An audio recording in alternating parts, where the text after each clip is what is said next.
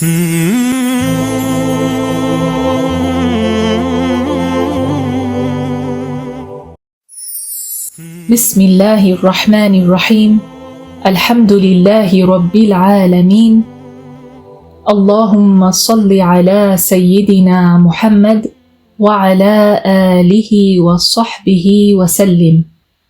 I humbly ask Allah Ta'ala to grant us all the sincere intention and the good comprehension. Allahumma ameen ya Rabb. The author, may Allah have mercy upon him and benefit us by him, said, وَأَخْرَجَ ذُرِّيَّتَهُ مِنَ التَّرَائِبِ وَالْأَصْلَابِ. So if we go back a little, he had started with the basmala, and so he said, 𝗙𝗲𝗵𝗲𝗿𝘁, and we explained that. And then he said, الحمد لله الذي أنشأ 𝗙𝗲𝗿𝘁𝗃 من تراب, and we explained that, which basically means all praise is due to Allah, the one who created the great forefather, meaning Adam alayhi salam, from clay. Then he went on, the author, by saying, وَأَخْرَجَ ذُرِّيَّتَهُ مِنَ التَّرَائِبِ وَالْأَصْلَابِ, and he brought forth his offspring, meaning the offspring of Adam, from the loins, that is the backbone, and the ribs. So the explanation is, brought forth his offspring means that Allah the Exalted brought forth the descendants of Prophet Adam, and that includes all of us, from the loins and ribs. And the sulb, backbone, or the loins, it refers to the spine of the man, while at-tara'ib, the ribs, they refer to the bones of the chest of the woman. And the scholar said it is the area where, if she were wearing a necklace, the place that that necklace would fall down to and rest there, that is at-tara'ib. Those are the bones of the chest, the ribs. And so this mani, the sexual fluid, it comes from the sulb, that is the backbone of the man, and it comes from the tara'ib, the chest bones of the woman. And from it, Allah the Exalted creates the fetus. Then the author said, وَعَضَدَ الْعَشَائِرَ بِالْقَرَابَةِ وَالْأَنْسَابِ, and he strengthened the tribes through kinship and lineage. And عَضَدَ means strengthened. And the word عَشَائِر is the plural of عَشِيرَةٌ, which means tribe. And it refers to a man's close paternal relatives and his clan. And that is because the lineage goes through the man, as you know. بِالْقَرَابَةِ وَالْأَنْسَابِ, it means that people support and strengthen one another through family bonds. As Allah the Exalted said in Surah Al-Furqan, وَهُوَ الَّذِي خَلَقَ مِنَ الْمَاءِ بَشَرًا فَجَعَلَهُ نَسَبًا وَصِهْرًا وَكَانَ رَبُّكَ قَدِيرًا, which means, and Allah is the one who created a human being from ejaculated water, and made him either a male through which lineage runs, or a female by which one marries into a family. And your Lord was in eternity very powerful. Then the author said, وَأَنْعَمَ عَلَيَّ بِالْعِلْمِ, and Allah endowed upon me knowledge. So the explanation of that is, he's saying Allah granted me the blessing and the virtue of knowledge. And what a great blessing it is. Subhanallah, brothers and sisters, being granted the Islamic knowledge is amongst the greatest endowments, the greatest virtues, the greatest merits that any Muslim can be given. So if Allah granted it to you and you implemented it, then indeed this is amongst the greatest endowments that one can be given. 𝗙𝗵𝗿𝗁, one of the scholars of the Shafi'i school, he said in إعانة الطالبين, وَكُلُّ شَرٍّ سَبَبُهُ الْجَهْلِ وَكُلُّ خَيْرٍ سَبَبُهُ الْعِلْمِ فَهُوَ النُّورُ الْمُبِينُ وَالْجَهْلُ بِئْسَ الْقَرِينُ. He said, all evil stems from ignorance, and all good stems from knowledge. For indeed, knowledge is the clear light, while ignorance is a wretched companion. Think about that all good stems from knowledge, and all evil stems from ignorance. Many Quranic verses and many ahadith highlight the excellence of the scholars of Islam and the high rank and merit for those who convey the Islamic knowledge. Their honorable state and good state in this life and after death, as well as the glad tidings that is given about these people, is great and it's abundant. And there are so many things in the religion that would denote this. And so we will mention something. Al-Hafiz al-Khatib-al-Baghdadi, and he was a great hadith scholar, he narrated that Ahmad ibn Sinan reported from a man who said, I saw the Prophet sallallahu alayhi wasallam in my dream, and he was standing in the masjid between two circles of people. In one of them was Al-Imam Ahmad ibn Hanbal. Yani one circle, it had in it Al-Imam Ahmad ibn Hanbal amongst those people, and the other circle had Ibn Abi Du'ad. And Ibn Abi Du'ad, he was a Mu'tazili, a Mu'tazilite. And this man, brothers and sisters, Ibn Abi Du'ad, he was a huge tribulation for this ummah, for this nation. And he was a great evil, and he is the reason for a great trial descending upon the Muslims.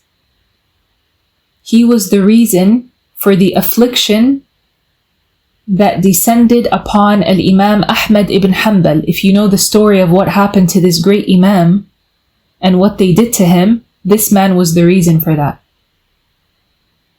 And he's the reason that Al-Imam Ahmad ibn Hanbal, may Allah raise his rank and benefit us by him, was beaten unjustly. And he is the reason that Al-Imam Ahmad ibn Hanbal was imprisoned unjustly. And he wanted to kill Al-Imam Ahmad. He was a very evil man. And he was a disbeliever, of course, who denied that Allah the Exalted is attributed with speech, kalam. And as you know, speech is amongst the attributes of God.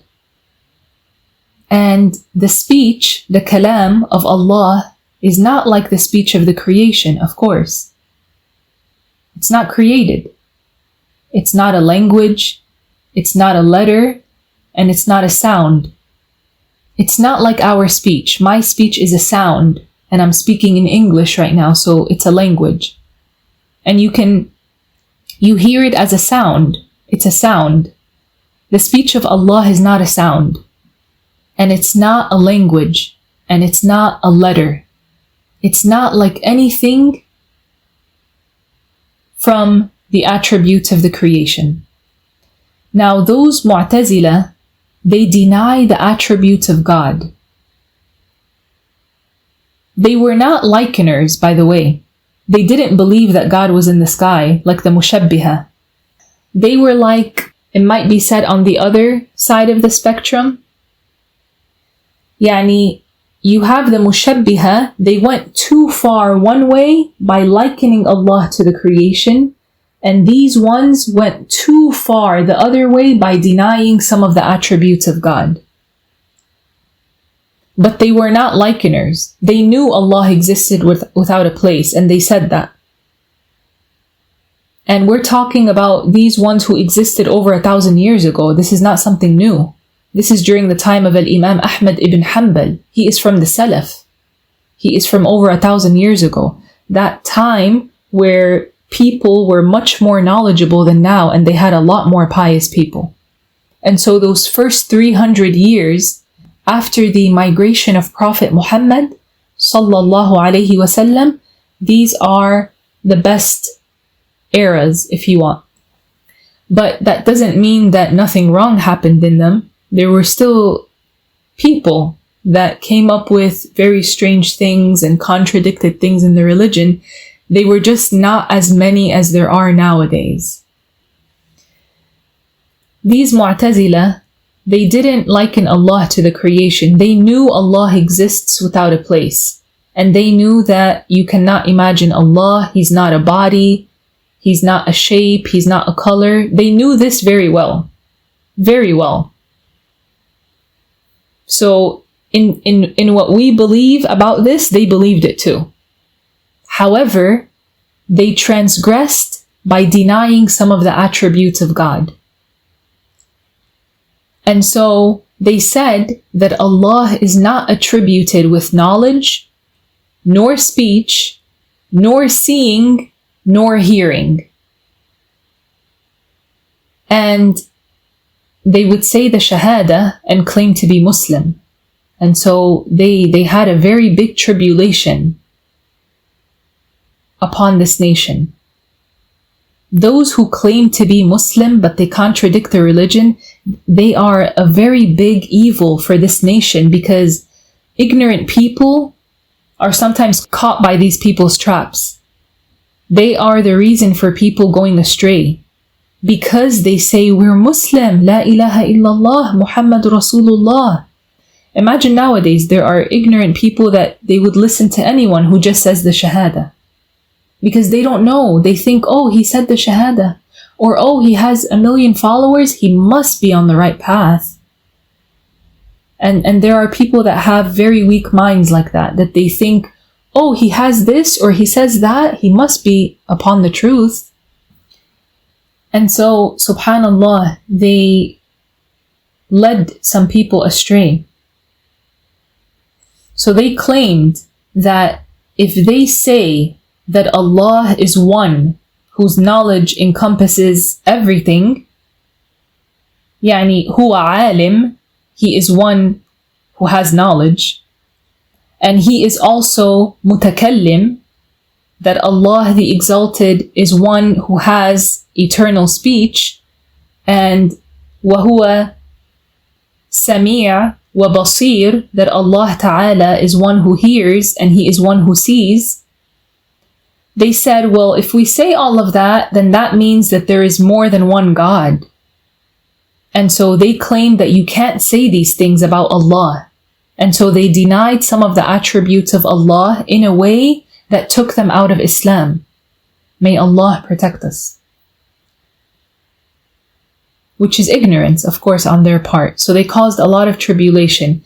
And that's why when 𝗙𝗁 talk about one of the merits of being Sunni, they say we are a middle nation. Like the Prophet said, we are in the middle, meaning we're moderate.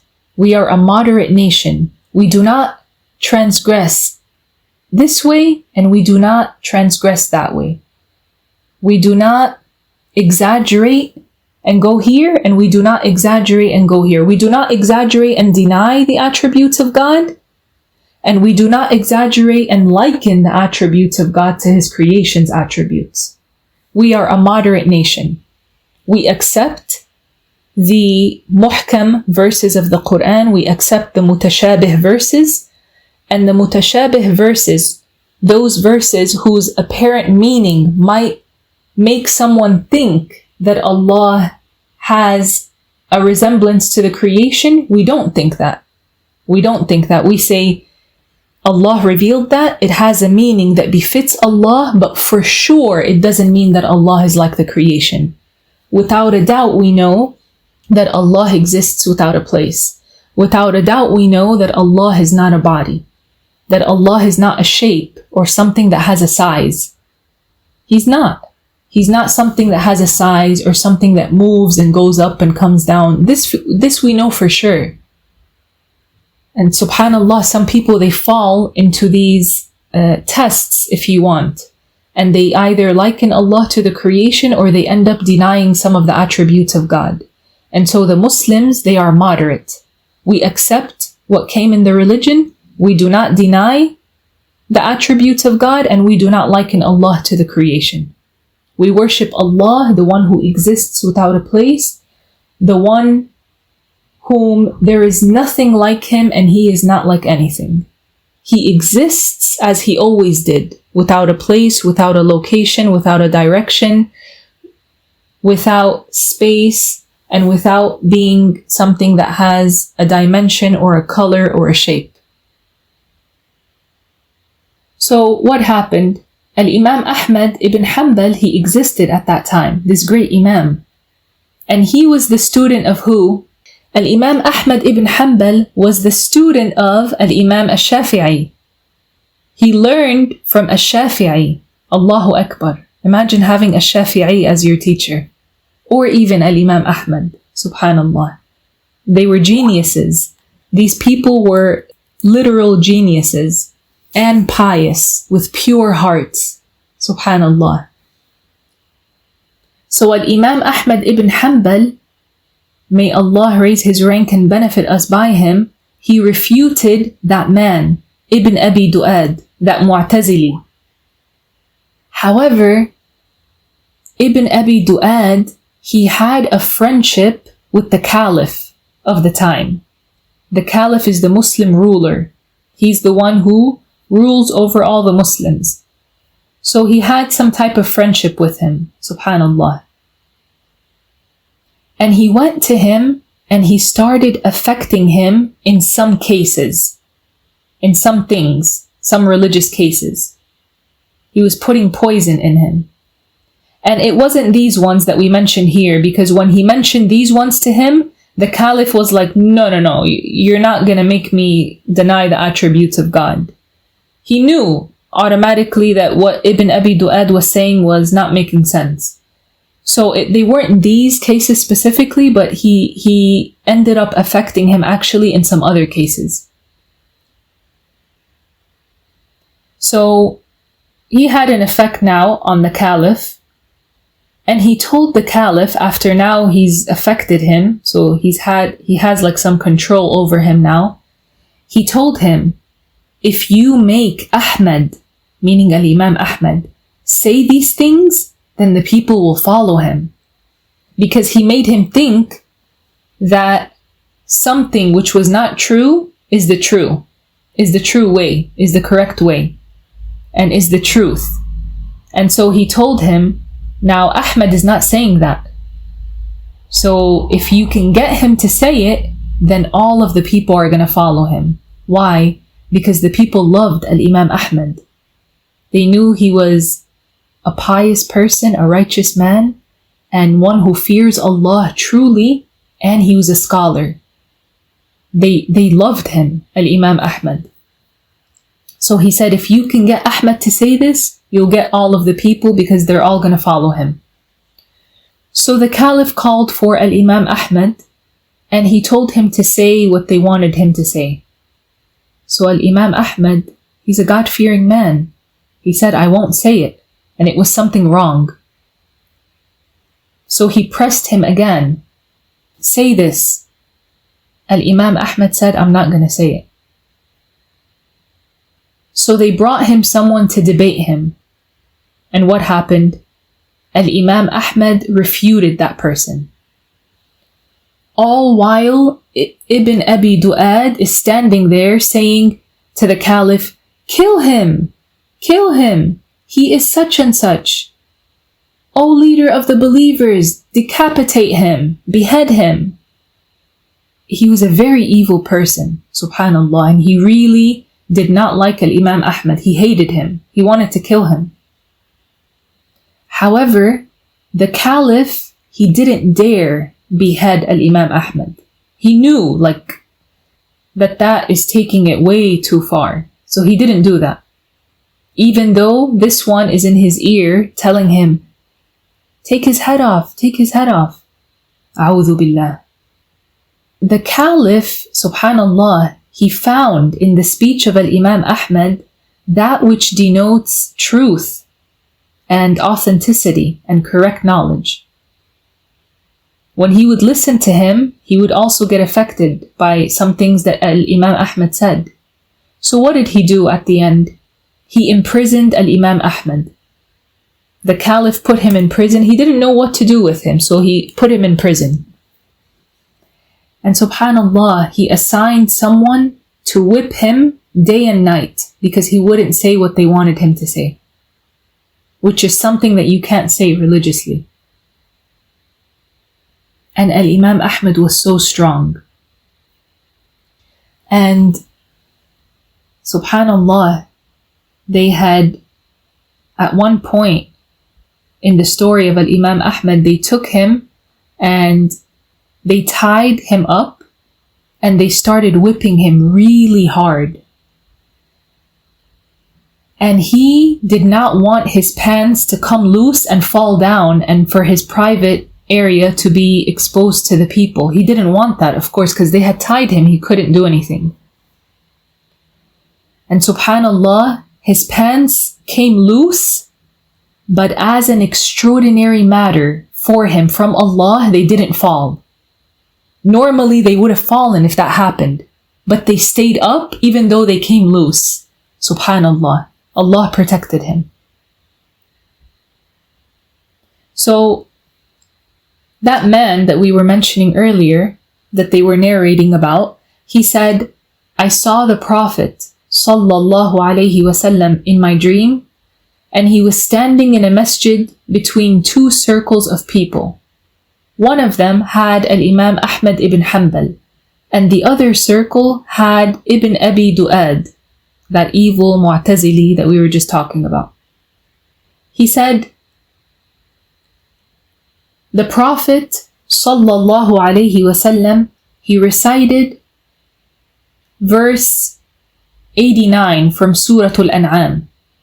He recited the part which says, فَإِن يَكْفُرْ بِهَا هَؤُلَاء.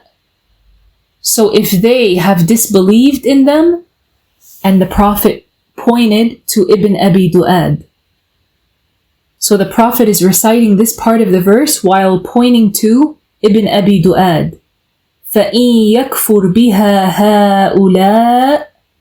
So if they have disbelieved in them, then the Prophet sallallahu alayhi wasallam recited the rest of the verse, فَقَدْ وَكَّلْنَا بِهَا قَوْمًا لَيْسُوا بِهَا بِكَافِرِينَ, while pointing towards Al-Imam Ahmad and to those that were with him.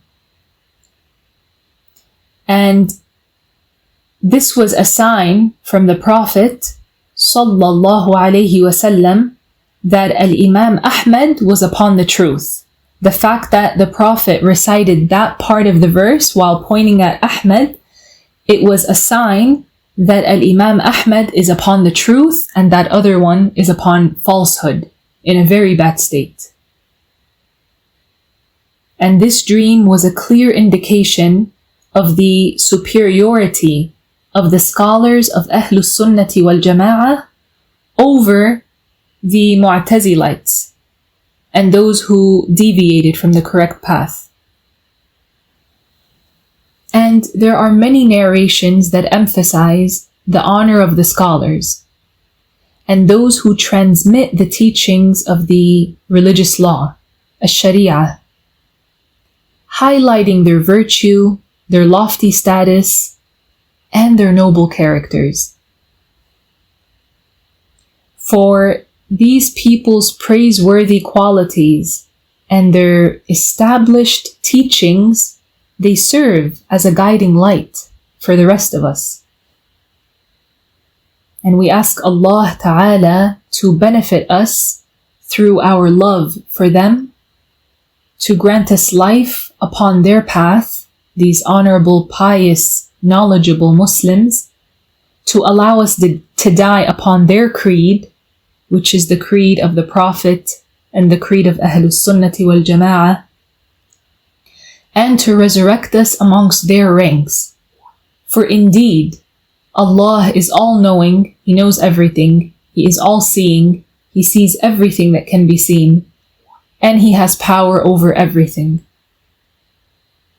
These people, they are the ones who revive the Islamic knowledge. And they are the ones who revive the methodology of the Prophet sallallahu alaihi wasallam in the hearts of the believers, spreading and conveying it, teaching and clarifying, and warning about the different misguidances and people of misguidance. They spread the sayings of the Messenger of Allah sallallahu alaihi wasallam, yani these pious scholars, these knowledgeable people who implement their knowledge. They are like lights, it might be said, walking on earth whenever there is one of them. Most of them have died, of course. And there are still some very knowledgeable people on earth, but it isn't like before, of course. It was narrated from Abu Hatim al-Razi that he said, نشر العلم حياته والبلاغ عن رسول الله صلى الله عليه وسلم رحمة يعتصم به كل مؤمن ويكون حجة على كل مسر به وملحد. He said, spreading the knowledge gives it life. And conveying the teachings of the Messenger of Allah sallallahu alaihi wasallam is a mercy through which every believer finds refuge. And it also stands as proof against those who persist in al-kufr and deviation, yani the misguided people. And the Messenger of Allah sallallahu alaihi wasallam supplicated for those who convey his hadiths. He made a dua for them. And that was reported by At-Tirmidhi from Abdullah ibn Mas'ud, one of the companions, may Allah raise his rank, who said, the Messenger of Allah sallallahu alaihi wasallam said, نَضَّرَ اللَّهُ امْرَأً سَمِعَ مِنَّا شَيْئًا فبلغه كما سمعه فرب مبلغ أوعى من سامع. He said, may Allah illuminate the face of the one who hears something from us and conveys it just as he heard it. The Prophet continued to say, for perhaps the one to whom it is conveyed will understand it better than the one who initially heard it. May Allah make us amongst those people. Allahumma ameen ya Rabb. The ones who would understand it better. And we'll stop here, insha'Allah ta'ala. And insha'Allah we'll continue in our next session. سبحانك اللهم وبحمدك أشهد أن لا إله إلا أنت أستغفرك وأتوب إليك.